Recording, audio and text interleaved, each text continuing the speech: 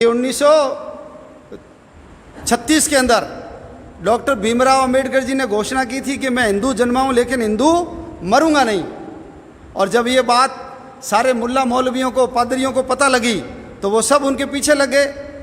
क्यों? क्योंकि मुसलमान चाहते थे कि ये मुसलमान बन जाए तो इनके जितने अनुयायी वो सब क्या बन जाएंगे? मुसलमान बन जाएंगे। उस समय देश में 18 करोड़, देश के अंदर 8 करोड़ SC और ST के लोग थे। और ऐसे ईसाई चाहते थे कि ये ईसाई बन जाए। यदि ये ईसाई बनेंगे तो इनके सारे अनुयायी क्या बन जाएंगे? ईसाई बन जाएंगे। इसलिए उन्होंने सबने प्रयास आरंभ किया। जिन्ना से मिलने भी गए अंबेडकर जी, और अंबेडकर जी ने जिन्ना को पूछा कि आप मेरे को मुसलमान बनने का कह रहे हो, मैं मुसलमान क्यों बनूं? तो जिन्ना ने उनको क्या बोला? जिन्ना ने कहा कि हमारे यहाँ हिंदुओं की तरह जाति नहीं है, हम सब लोग एक हैं, हम सब लोग मुसलमान हैं। तो अंबेडकर जी तो महाविद्वान व्यक्ति थे। उन्होंने कहा कि यदि आपके यहाँ जाति व्यवस्था नहीं है तो फिर शिया सुन्नी क्या है, फिर मुकल्लिद और गैर मुकल्लिद क्या है, फिर हनफी क्या है, देवबंदी क्या है, बरेलवी क्या है, हयाती क्या है, ममाती क्या है, अहमदिया क्या है, खोजे क्या है, बोहरे क्या है, शेख, सैयद, मुगल, पठान, तुर्क, खिलजी, सिंधी, कुरैशी, अंसारी, भिस्ती, कसाई, तेली, घोसी, जुलाहा, 12 टोपी और ये कल्लर और भैया, ये क्या है? तो अंबेडकर जिन्ना को समझ में आ गया कि इस व्यक्ति को नॉलेज है। और तुम सब कहते हो कि हम मुसलमान सब एक हैं, तो फिर तुम्हारे इतने सारे ज़्यादा देश क्यों? तुमको एक ही देश बना लेना चाहिए। और क्यों तुम ये जो इराक और ईरान है, ये दोनों मुसलमान देश होते हुए भी क्या कर रहे हैं? आपस में लड़ रहे हैं। तो एक तो हो ही नहीं तुम। और ये जो हैदराबाद का नवाब था उस्मान अली, उसने तो पूरा पिटारा खोल दिया था। अंबेडकर जी को कहा यदि आप मुसलमान बन जाते हो तो मैं आप जितना पैसा चाहिए मैं आपको पैसा दे दूंगा, आपके गरीबी दूर करने का, बाहर भेजने का, पढ़ाई करवाने का, विदेश में भेज करके सारा करूंगा। लेकिन डॉक्टर अंबेडकर जी ने उनसे पूछा कि यदि तुम समानता का व्यवहार करते हो, तुम्हारे यहाँ ऊंच नीच नहीं है, तो मुझे एक बात बताइए कि यदि कोई मुसलमान के घर में चोरी करता है या मुसलमान किसी मुसलमान का मर्डर करता है तो उसकी सज़ा क्या है? तो उन्होंने कहा उनके हाथ काट दो, उनके आंखें फोड़ दो उसकी।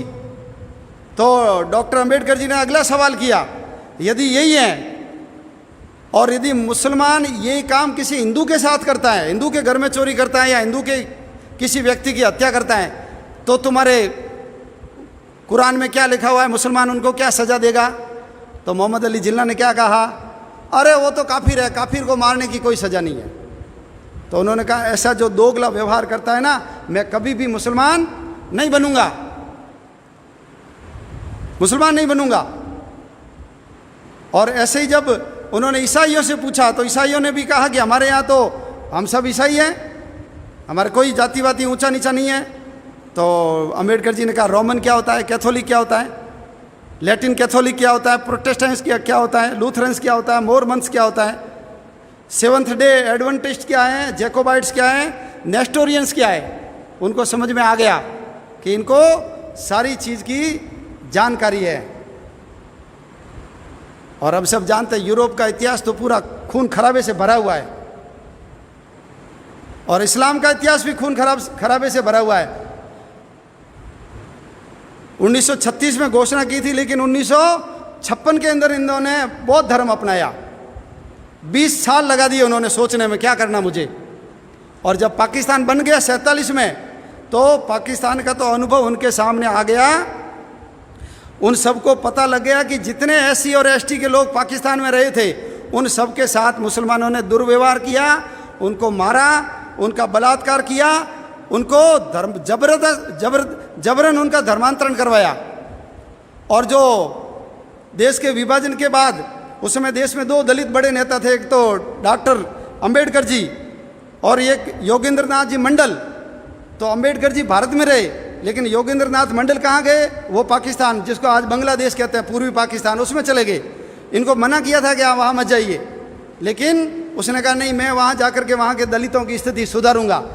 और अंबेडकर जी यहाँ विधि मंत्री बने और वो वहाँ विधि मंत्री बने, लेकिन 1.5 साल में योगेंद्र नाथ जी मंडल को पता लग गया कि ये किस प्रकार के लोग हैं, उनका जीना आराम हो गया और वो बांग्लादेश से यानी पूर्वी पाकिस्तान से भाग करके वापस बंगाल के अंदर आए। भारत में आकर के उनको शरण लेनी पड़ी और उनका पूरा जीवन किस में लगा, उनका पूरा जीवन गुमनामी के अंदर कट गया। आज भारत में रहने के कारण डॉक्टर अंबेडकर जी का इतना बड़ा स्थान हो गया। तो अंबेडकर जी ने कहा था, जिसकी जड़ें विदेशों से जुड़ी हुई है उसमें मैं कभी भी नहीं जाऊंगा। बौद्ध धर्म तो हिंदू धर्म का ही अंग है। ये जो हमारी धर्मधारा चल रही है हिंदुत्व की, उस हिंदुत्व की धर्मधारा में से जितने पंथ संप्रदाय निकले हैं उनमें से एक पंथ बौद्ध धर्म है। और यदि वो बौद्ध बन जाता तो क्या फर्क आ जाता, वही नाम रहते हैं हमारे जैसे, वही पूजा पद्धति, वही दीपक, वही चावल, वही मौली, वही अगरबत्ती, वही माला, वही फूल, वही टंकोरी, वही आरती, कोई फर्क नहीं पड़ता बुद्ध बनने से। और हमने तो हमारे जो अवतार हुए हैं उनमें से भगवान बुद्ध को क्या माना है, अवतार माना है। तो अंबेडकर जी का बहुत बड़ा योगदान है। यदि उस समय अंबेडकर जी मुसलमान या ईसाई बन जाते, उन्होंने कहा भी था, यदि मैं ईसाई बन गया तो मेरे ऊपर अंग्रेजों का एजेंट हूँ ऐसा आरोप लगेगा, इसलिए मैं अंग्रेजों का एजेंट नहीं बनना चाहता। और यदि मुसलमान बन जाऊंगा तो इन्होंने जैसे देश का विभाजन कराया है ये फिर मेरे अनुयायी देश का विभाजन करेंगे, इसलिए मैं मुसलमान ईसाई नहीं बनूंगा, बौद्ध बनूंगा। इसलिए डॉक्टर अंबेडकर जी का हमारे ऊपर ऋण है और उनके कारण ही आज ये भारत बचा हुआ है। यदि वो बन जाते ना मुसलमान तो 1947 आता ही नहीं, उससे पहले ही देश का विभाजन हो जाता। और ये अभी जितनी ज़मीन गई ना उससे ज़्यादा ज़मीन हमारे हाथ से चली जाती। और ये सारे जितने हमारे दलित बंधु हैं ये सारे आज मुसलमान बन करके हिंदुओं के खून के प्यासे बन जाते। तो ये बहुत बड़ा पाप होने से रोकने का काम यदि किसी ने किया है तो ये डॉक्टर भीमराव अंबेडकर जी ने किया है। इसलिए हम सब लोग उनके ऋणी हैं। अशोक जी सिंघल ने कहा है, हम सब लोगों को इन लोगों के चरण छूने चाहिए। क्यों? डॉक्टर अंबेडकर जी ने कहा था कि मैंने इतिहास पढ़ा है, 6वीं शताब्दी से पहले भारत के अंदर छुआछूत नहीं थी, ये मुगलों के आने के बाद हुई है छुआछूत। हाँ, अपवित्रता जरूर थी लेकिन अस्पृश्यता नहीं थी। और यदि वो बन जाते तो आज हमारी भूमि भी कम हो जाती, हमारी जनसंख्या भी कम हो जाती। इसलिए इन लोगों ने अपने धर्म को बचाने के लिए ये काम कर लिया, मांस निकालना, चमड़ा निकालना, मैला ढोना स्वीकार कर लिया, लेकिन ये मुसलमान नहीं बने। इसलिए हम सब लोगों को इनके चरण छूने चाहिए। ये वास्तविक स्वतंत्रता संग्राम के महान योद्धा सन्यासी है।